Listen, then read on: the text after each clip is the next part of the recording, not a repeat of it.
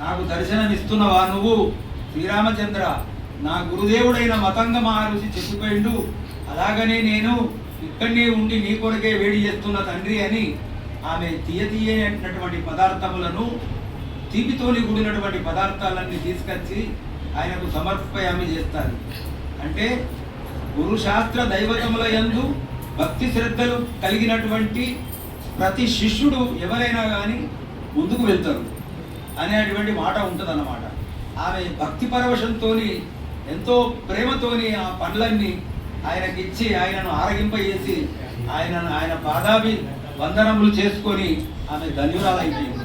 అదేవిధంగా శ్రీరాముడు ఏ విధంగా అంటే రాముని యొక్క నామములో ఇంతవరదాకా ఏ ప్రభావం అవుతున్నదో అది మాత్రం మోలే.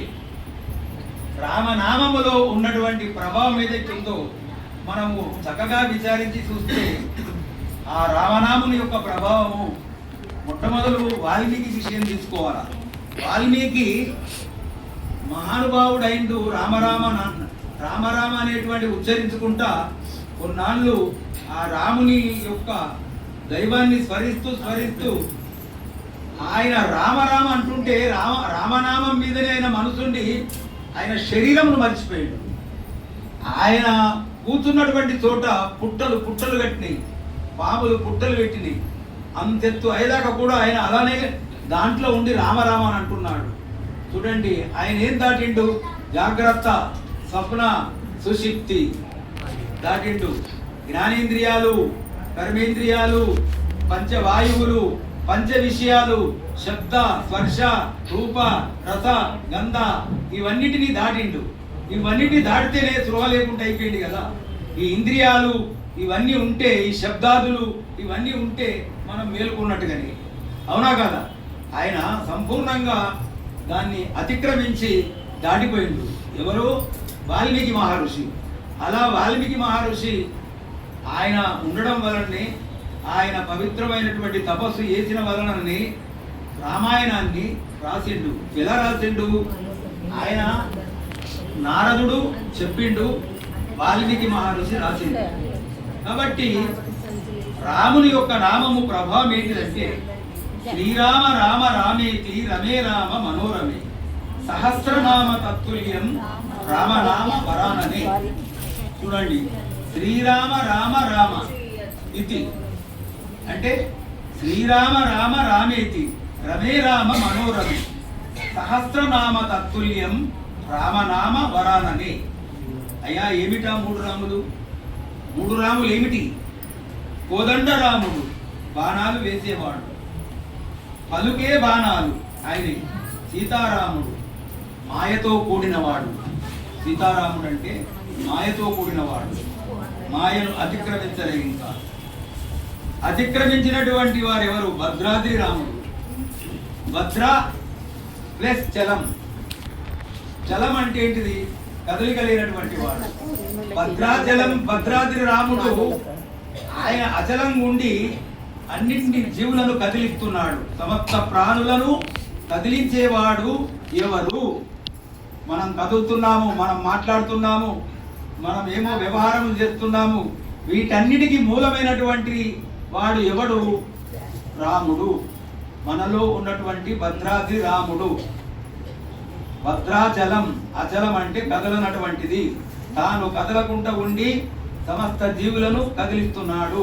అచలం అంటే ఏంటిది? కదలనటువంటిది. మనకు 2వ అధ్యాయంలో 24వ శ్లోకం అదే అనుకుంటా. అచ్యోద్యోయ మదక్యోయ అక్లేద్యో శోష్య ఏవచ నిత్య సర్వగతస్థాను అచలోయం సనాతన అని మనకు 2వ అధ్యాయంలో 24వ శ్లోకం. అయ్యా అచలోయం సనాతన, ఈ ఆత్మను ఛేదింపబడజాలదు, తడపజాలదు, దహింపబడజాలదు. ఇది నిత్యము సత్యమైనటువంటిది, ఇది నిర్వికారమైనటువంటిది. ఈ ఆత్మ ఎన్నడూ కూడా చంపబడదు. ఇది సర్వము వ్యాపించినటువంటిది, స్థిరమైనటువంటి వాడు ఈ ఆత్మ స్వరూపుడు, పురాతనుడు. కాబట్టి అందుకే శ్రీరామ రామ రామేతి రమే రామ మనోరమే సహస్రనామ తత్తుల్యం రామనామ వరానని అంటారు. ఒకసారి రామ అంటే ఏమిటి? 1000 నామములను మనము స్మరించినంత విలువ కలుగుతుంది. శ్రీరామ రామ రామేతి రమే రామ మనోరమే సహస్రనామ తత్తుల్యం రామనామ వరాననే అని ఒక్కసారి అంటే 1000 సార్లు మనము స్మరించినంత విలువ దాంట్లో ఉంది. ఒక్క శ్వాసను ధ్యానములో గమనించితే, ఒక్క క్షణము అంతర్ముఖ వృత్తిలో ఉన్న సహస్రనామములు చదివినంత ఫలము మనకు లభిస్తుంది. కాబట్టి 24 గంటలు నీవు చదివినది, 24 నిమిషాలు నీవు ధ్యానము అంతర్ముఖంలో ఉండి ధ్యానము చేసినది ఒక్కటే. 24 గంటలు నీవు చదివినది 24 నిమిషాలు, కేవలం 24 నిమిషాలు ధ్యానము చేయడము సమానము అంతర్ముఖంగా. 1 గంట సేపు నీవు అరచినది సమానము. అలాగే 1 నిమిషము నీవు మనసు నిలిపి సమానము. 1 నిమిషము మనసు నిలుపాల. మనసు ఎలా ఉంది? చకాచక్ చకాచక్ ఎగురుతుంది, అటు పోతుంది ఇటు పోతుంది. దానికి ఏమన్నా స్థిరం ఉన్నదా? స్థిరం? అసలే స్థిరం లేదు మనసుకు. చూడండి, ఎన్నిటినైనా కానీ మనము అరికట్టవచ్చు కదా. ఈ వేగాన్ని, రాకెట్ను, మంచి మంచి విమానాలు కూడా ఎంతో ప్రయాణం, 1 నిమిషం ఇంత దూరం పోతుంది, ఎన్ని కిలోమీటర్లు అంటున్నారు. కానీ మనస్సు వేగమును మాత్రము ఎవడు కూడా అరికట్టిన వాడు ఎవడు లేడు ఈ ప్రపంచంలో. మనస్సును అరికట్టినటువంటి వాళ్ళు ఎవరు కూడా లేరన్నమాట కదా. ఈ మనస్సులో అటువంటి ప్రభావం ఉన్నది. మనస్సు ఎటువంటిదంటే, మూలము లేని మనస్సే మానవులను నానా విధముల నాడిస్తున్నది. మూలము, దానికి మూలముందా? లేదు. మూలము లేని మనస్సే మనుషులను నానా విధముల నాడిస్తున్నది. సముద్ర జలమును పానము చేయవచ్చును, మేరు పర్వతమును పెళ్లగింపవచ్చును. వినండి, కాలాగ్నిని మృంగవచ్చు, కానీ మనస్సును మాత్రము జయించరాదు. దాని అందే సమస్త లోకములు, ఆ మనస్సునందే సమస్త లోకములు నిలిచి ఉన్నాయి.